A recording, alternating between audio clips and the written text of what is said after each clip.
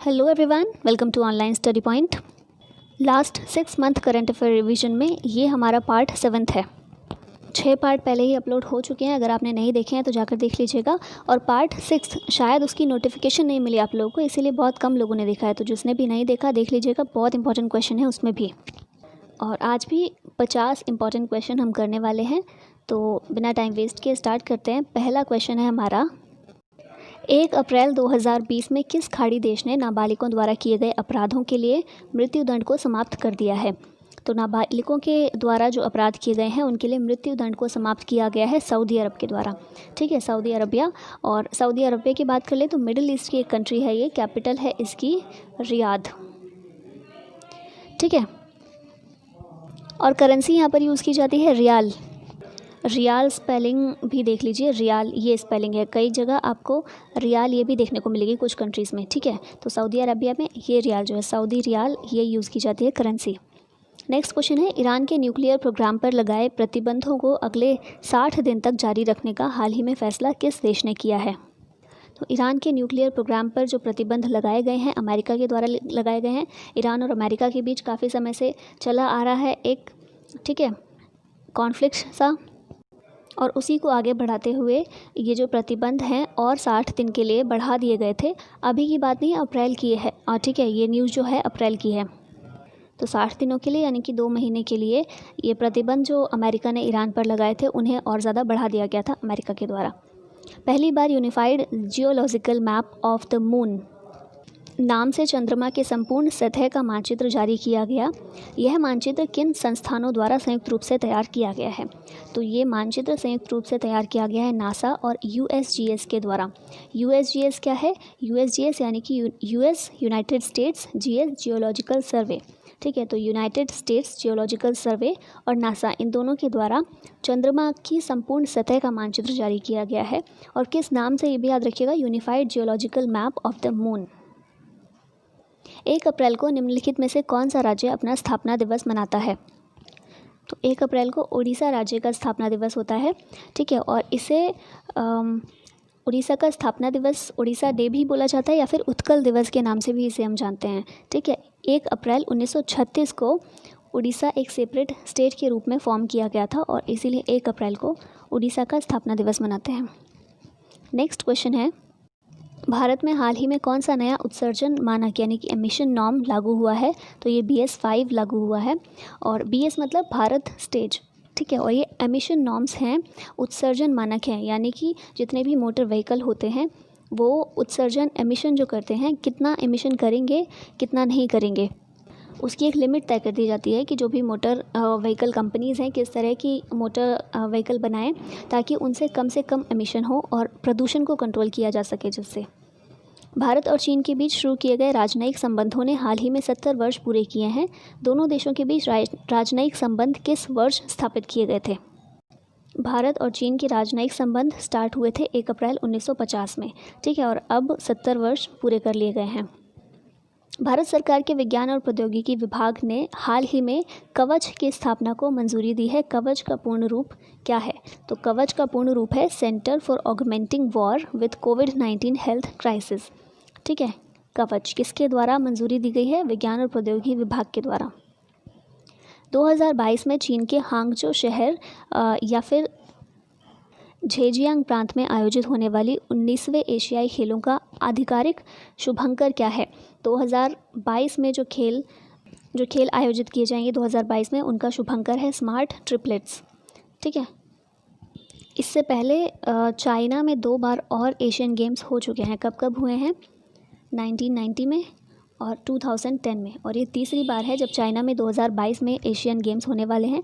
ये 19th एशियाई game होंगे, याद रखिएगा 2022 में होंगे। कौन से 19th, कहाँ पर होंगे? चीन के हांगझो शहर में या फिर झेजियांग प्रांत में। ठीक है, और इसका आधिकारिक शुभंकर रहने वाला है स्मार्ट ट्रिपलेट्स। अंतर्राष्ट्रीय भारोत्तोलन federation, international weight lifting federation यानी कि IWF ने निम्न में से किन देशों के भारोत्तोलन संघ पर टोक्यो ओलंपिक खेलों में खेले जाने पर प्रतिबंध लगा दिया है? तो ये देश हैं थाईलैंड और मलेशिया। ठीक है, तो ए और बी दोनों। थाईलैंड और मलेशिया इन देशों पर प्रतिबंध लगा दिया है टोक्यो ओलंपिक खेले जाने पर। क्यों लगा दिया गया है? क्योंकि ये नॉर्म्स को ठीक से फॉलो नहीं कर रहे थे, रूल्स और रेगुलेशन को ठीक से फॉलो नहीं कर रहे थे, इसीलिए प्रतिबंध लगाया गया है।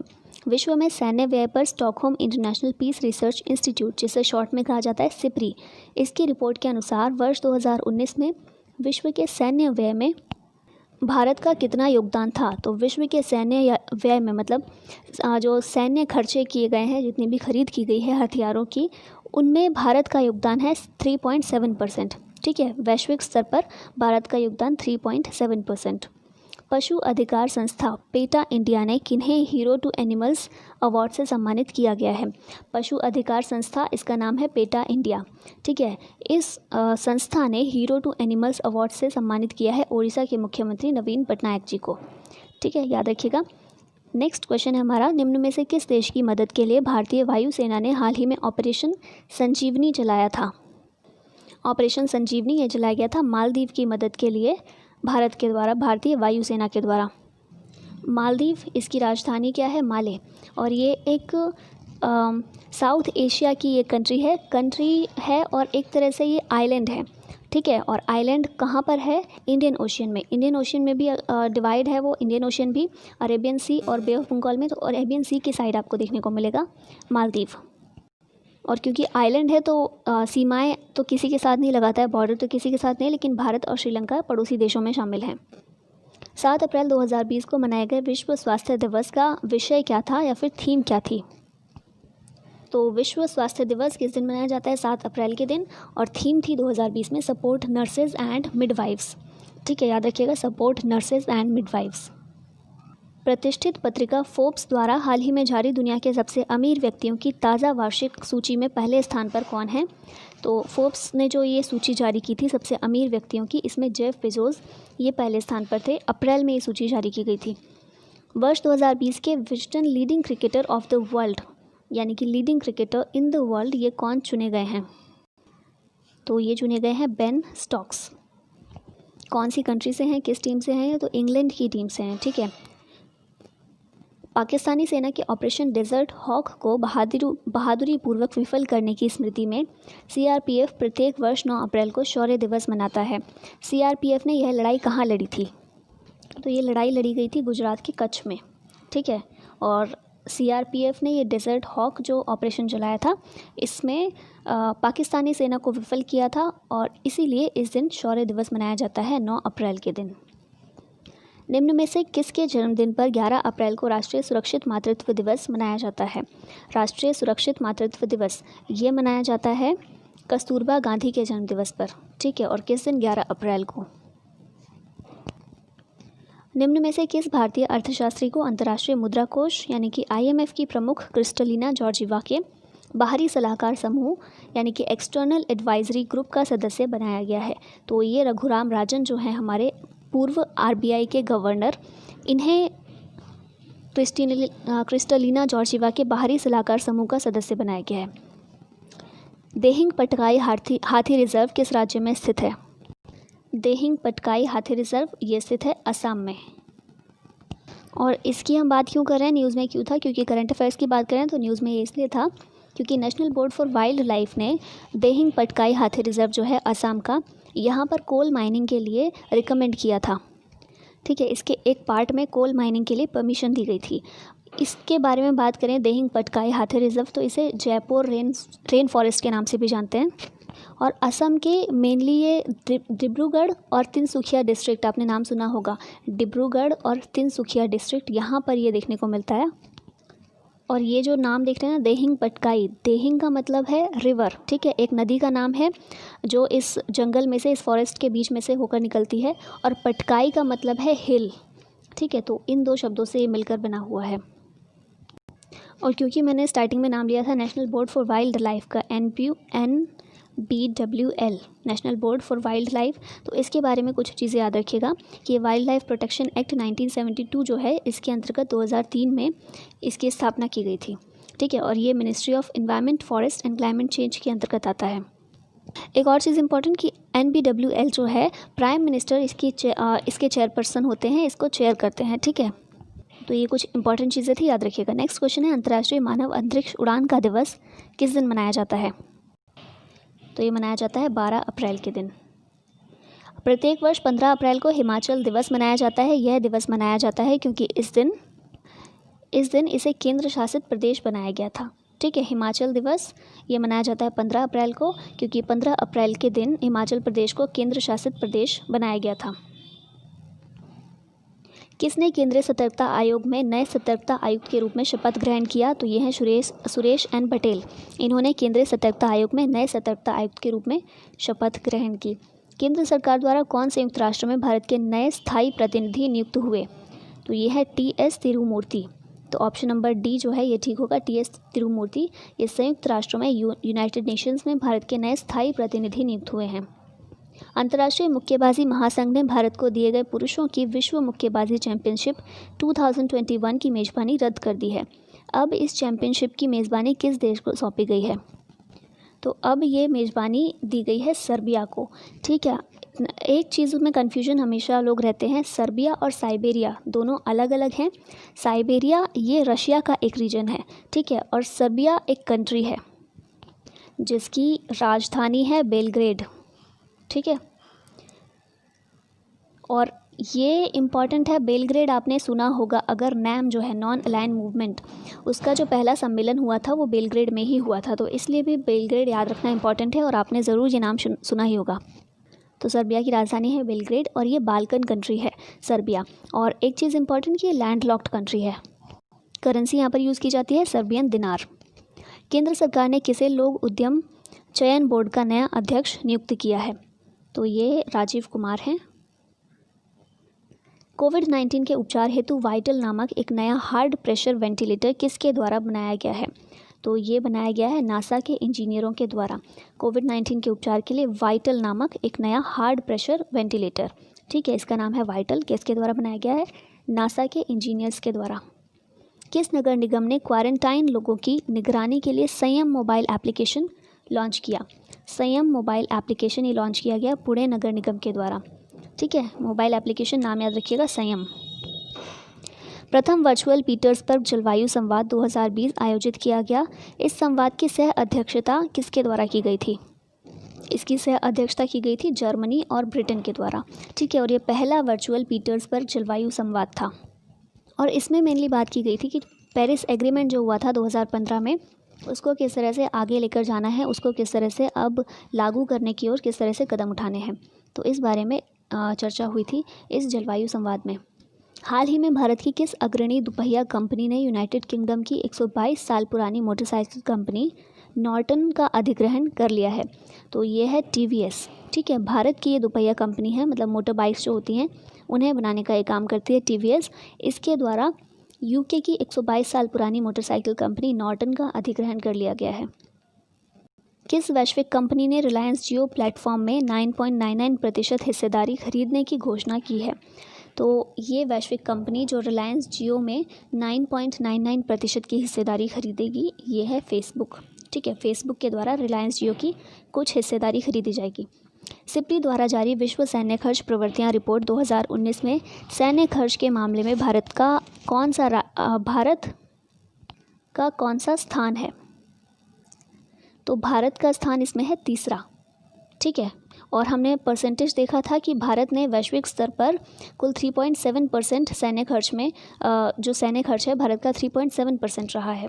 और स्थान की बात यहाँ पर की गई है, रैंक वाइज भारत तीसरे स्थान पर है।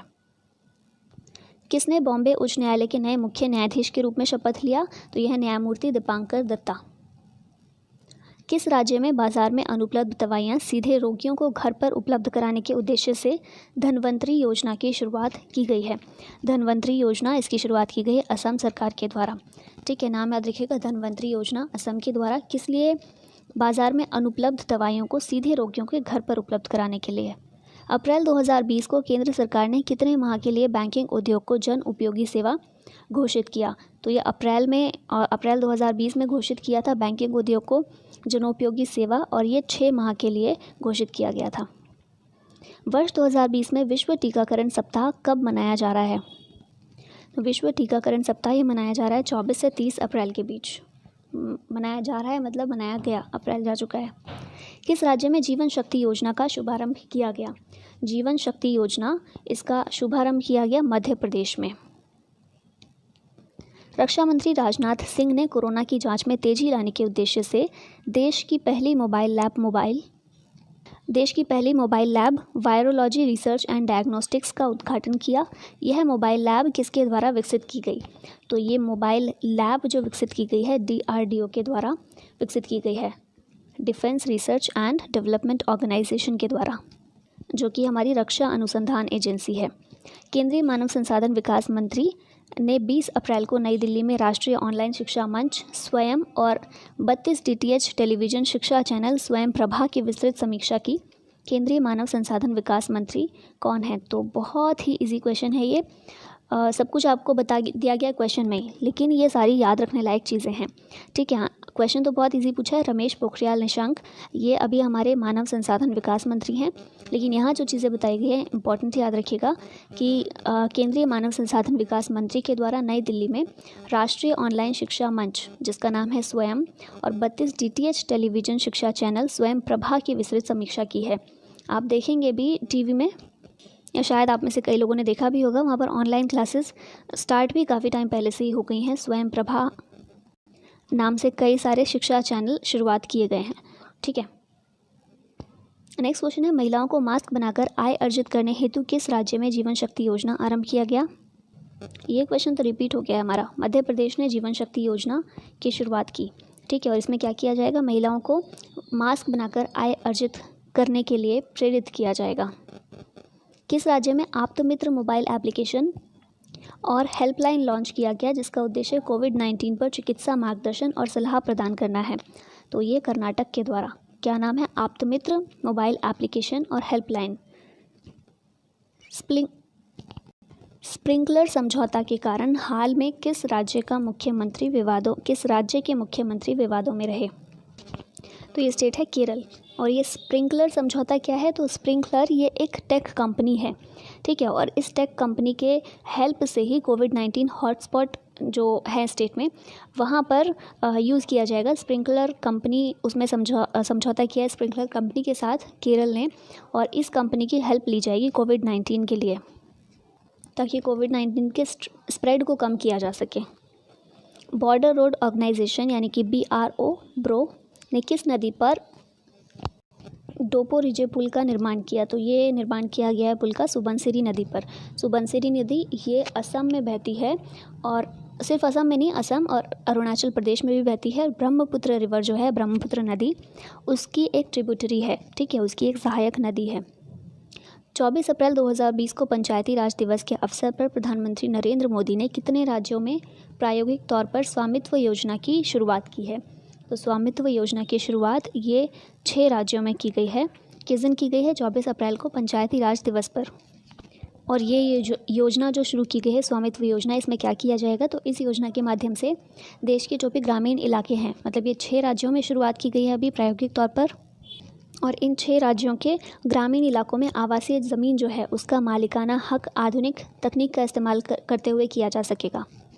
तो स्वामित्व योजना नाम ही है इसका, तो संपत्ति का रिकॉर्ड बनाना और उसका स्वामित्व तय करना, क्योंकि कई सारी बेनामी संपत्ति पड़ी रहती हैं जिसके बारे में किसी को कोई खबर नहीं होती, तो वो प्रॉब्लम्स ख़त्म हो सके ग्रामीण इलाकों में, तो इसके लिए स्वामित्व योजना की शुरुआत की गई है। किस भारतीय महिला बैडमिंटन खिलाड़ी को IM बैडमिंटन अभियान का एम्बेसडर नामित किया गया?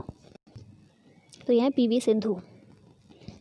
उच्चतम न्यायालय ने किस राज्य में अनुसूचित जनजाति क्षेत्रों में ST को 100% आरक्षण को असंवैधानिक घोषित किया? तो ये आंध्र प्रदेश के लिए ये किया गया है, ठीक है। और क्या मामला क्या था कि आंध्र प्रदेश में जो शेड्यूल्ड एरिया थे, शेड्यूल्ड एरिया जिनको 5th शेड्यूल के अंतर्गत रखा गया है, संविधान के 5वीं अनुसूची के अंतर्गत रखा गया है, ऐसे एरियाज़ में आंध्र प्रदेश में 100% आरक्षण दिया हुआ था। और किन्हें? प्राइमरी स्कूल्स के जो टीचर्स थे उनके लिए 100% आरक्षण था ST के लिए। तो ये असंवैधानिक घोषित कर दिया गया है। इसको किस आधार पर किया गया है? क्योंकि इंदिरा साहनी केस का जो जज था, जजमेंट था जो सुप्रीम कोर्ट का इंदिरा साहनी केस का, उसमें कहा गया था कि कोई भी जो रिजर्वेशन दिया जा रहा है ऐसे क्षेत्रों में 50% से ज़्यादा नहीं होना चाहिए, ठीक है। तो उसी को आधार बनाते हुए इसे असंवैधानिक घोषित कर दिया गया है। किस राज्य में सुजलाम सुफलाम जल संचय अभियान के तीसरे चरण की शुरुआत की गई है? तो ये शुरुआत की गई है गुजरात में। किस आईटी क्षेत्र की प्रमुख भारतीय कंपनी इसराइल की पहली पूरी तरह से डिजिटल बैंक लॉन्च करेगी? तो ये कंपनी का नाम है टीसीएस यानी कि टाटा कंसल्टेंसी सर्विसेज लिमिटेड। ठीक है, और इसके सीईओ कौन है इस समय? राजेश गोपीनाथन, और इस कंपनी की स्थापना हुई थी 1 अप्रैल 1968 को। हाल ही में किस देश ने सफलतापूर्वक सैन्य उपग्रह नूर लॉन्च किया? तो ये लॉन्च किया गया है ईरान के द्वारा सैन्य उपग्रह नूर। किस देश में 10 लाख सीटों की क्षमता वाले विश्व के सबसे बड़े फुटबॉल स्टेडियम का निर्माण कार्य प्रारंभ हुआ? तो ये है चीन में। ठीक है, 10 लाख सीटों की क्षमता वाला विश्व का सबसे बड़ा फुटबॉल स्टेडियम। और विश्व का सबसे बड़ा क्रिकेट स्टेडियम कहाँ पर है? तो विश्व का सबसे बड़ा क्रिकेट स्टेडियम है भारत में, भारत के मोटेरा स्टेडियम में। और आज का लास्ट क्वेश्चन है, कौन सा देश 2020 तक एशियाई विकास बैंक का सबसे बड़ा कर्जदार है? तो ये देश है भारत, 2020 तक एशियाई विकास बैंक का सबसे बड़ा कर्जदार। एशियाई विकास बैंक यानी कि एशियन डेवलपमेंट बैंक, इसकी स्थापना हुई थी 1966 में। प्रेसिडेंट इस समय कौन है? मसात्सुको असाकावा। और मेंबरशिप कितनी कंट्रीज़ हैं फ़िलहाल एडीबी में, एशियन डेवलपमेंट बैंक में? तो फ़िलहाल 68 कंट्रीज़ इसके सदस्य हैं। तो इस तरह से हमारे आज की ये वीडियो ख़त्म होती है यहीं। आई होप आपने टेस्ट की तरह इन सारे क्वेश्चंस को लिया होगा, और कितना स्कोर आपने प्राप्त किया वो भी ज़रूर बताइएगा। और अगर वीडियो पसंद आती